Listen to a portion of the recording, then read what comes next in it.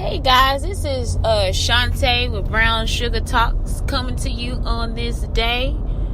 So today is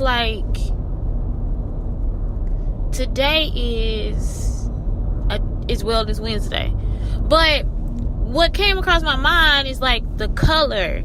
Amanda Seals brought this up, and I have before, because I feel like we put too much feeling into somebody else's color. I don't know what happens between the time somebody feels like the color of your skin. I mean, like, mainly black people, color and culture. So the first thing, let's talk about colorism. When you, I don't know, okay, I guess everybody's experience will shape them. And so I grew up with two lighter cousins. Everybody else in the house was dark, right? So my aunt, she was also dark. So she would put a lot of emphasis into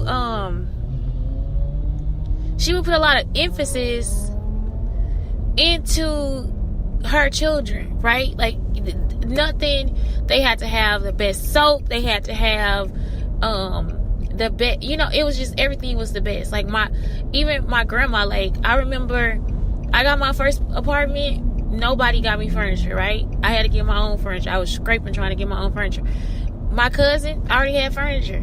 They got cars first, everything that I wasn't able to have for myself, it was like they were already giving that.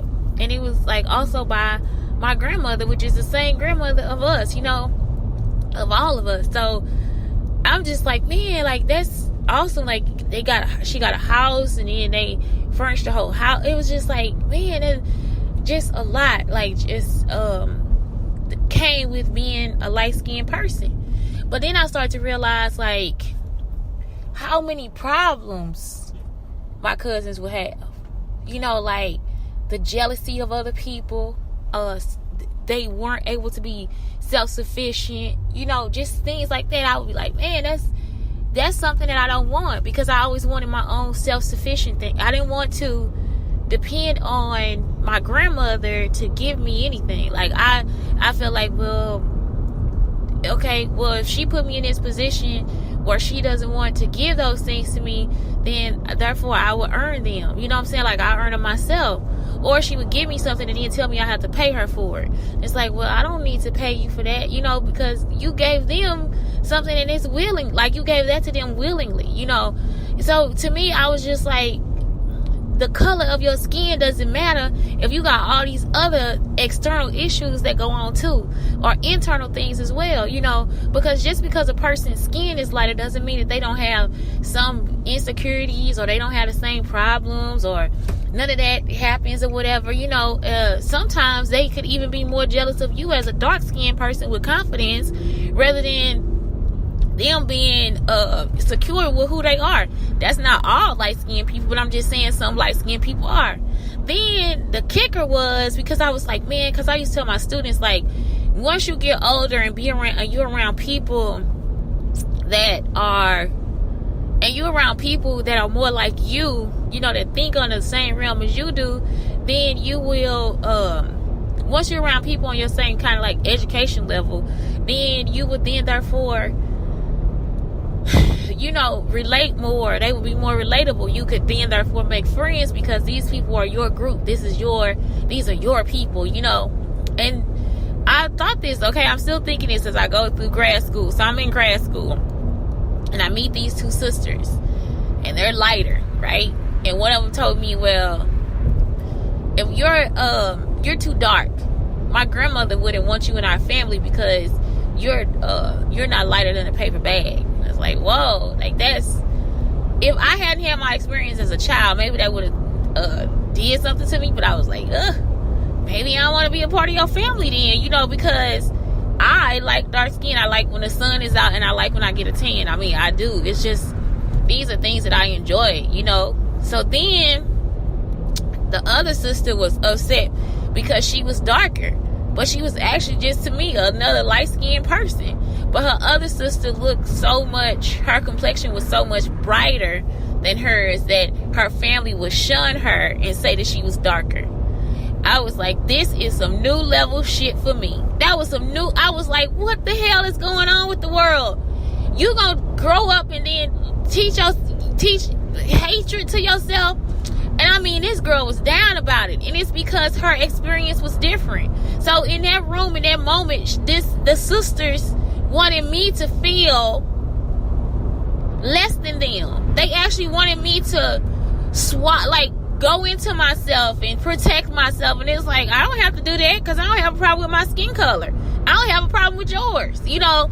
And I was just like, whoa, like, look at what they're doing. And it was almost like they continuously kept trying to give me more information as to why I shouldn't feel good because my skin is dark.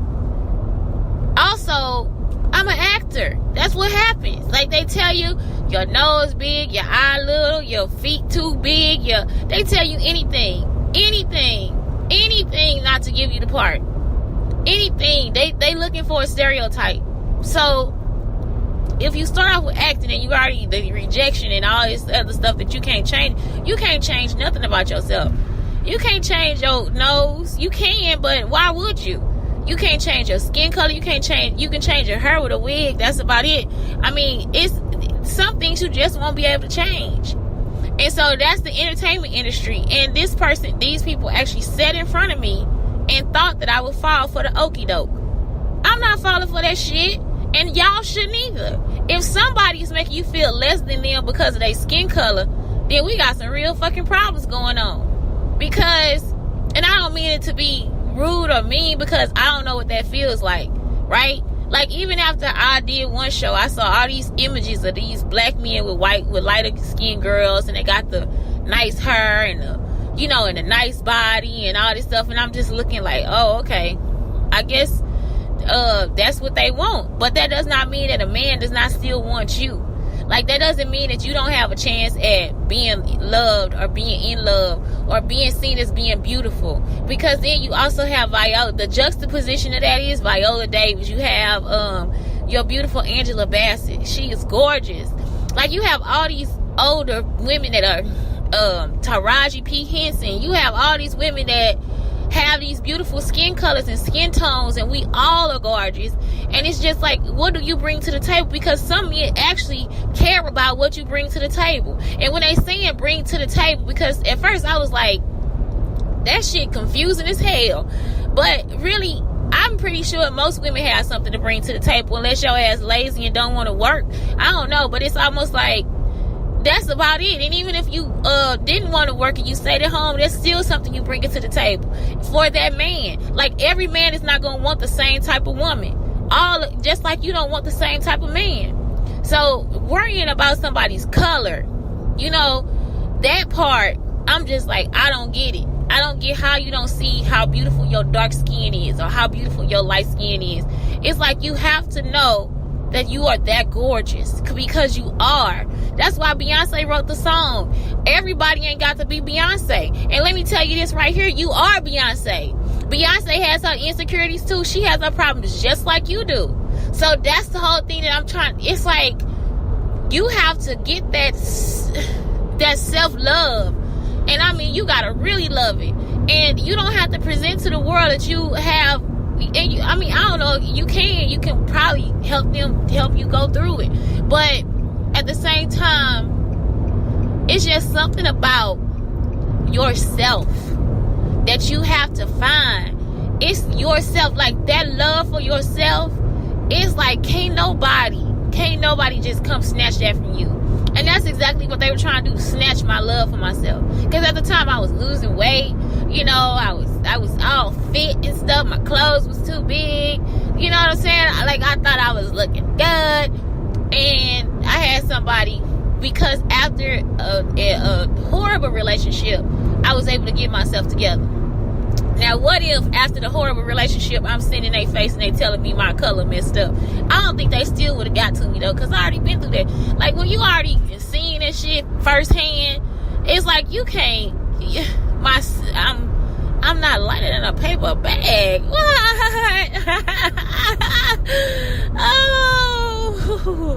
but internally, bitch. You know what I'm saying? So anyway, that was like my whole thing is just like, so then I want to also talk about like the wellness of different cultures in our society. And Amanda Seales, she hit this one on the head right there, because it's so many leaders that come from a Caribbean background. She was just like Caribbean, you know, and that's it right there. And so some people would even be like, well, this isn't it's too black, or I just feel like some people like, well, you know, you can't have a show where you celebrate black people because it's too black, it's not for everybody. And it really is for everybody. It really, really is. I do like that she just started hitting facts. Caribbean. Black on black. You know what I'm saying? I'm just black, y'all. But still, I'm from a different part of the United States, so my experience is different, right? And some people might not appreciate my experience, because I do talk about different cultures and how different cultures affected my life. I do, because I was open and I reached out to those cultures or whatever. So that's all I'm saying. It's just, it is something,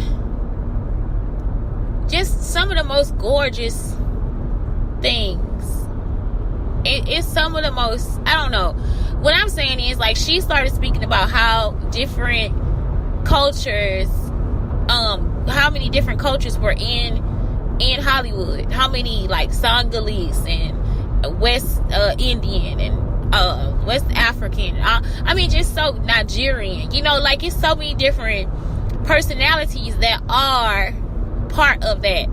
And I just really appreciate it, because some things that people go through, we just take them for granted because we already here, right? And I find it simply offensive. I mean, when people don't recognize or notice that, or want to hear about it, or feel like they can make it small, like they can just make their experience small. No, that's a huge experience, coming from a whole other country and starting here. You know, that's a whole different experience. So I don't know. It's just, for me, I just feel like you also have to have that head where you are still beautiful and important. It doesn't matter if you mix or not, or if you have other cultures within you, or you whatever. You just are.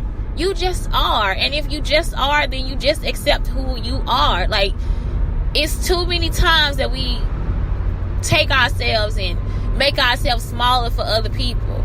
And when you're doing that, when you're looking at somebody else's color and saying, oh, she'll get the part before I do, or he'll get this job before I get it, or this person will get this job before this person, it's like, man, that's something that shouldn't be happening. Like, you don't have to do that. And I remember too, let me tell my side of the story of when I was I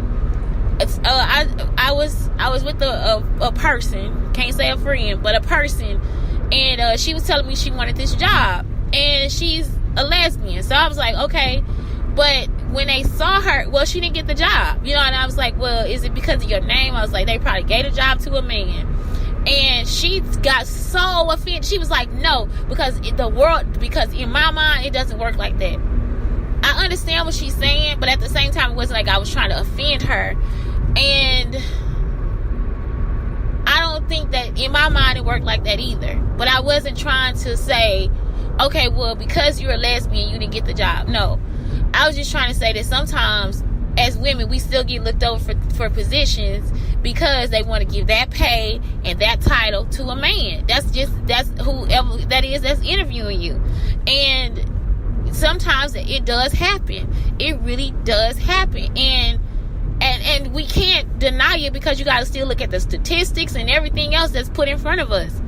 And so if I could, I would apologize to that person and be like, hey, which I did though. Forget all that. I did apologize, but at the same time, I wasn't wrong either. You know, it was just, I was telling her the facts. I wasn't trying to change her mind about it. I wasn't trying to make her belittle her efforts or anything. It was just, I wanted her to be aware that this is something that does happen. And that's what came up in my head as far as like when she said, well, she didn't get the job. It's like, because she was overqualified for the job, more qualified than any man that would have wanted the job, but she couldn't see that I was celebrating her. She automatically thought that I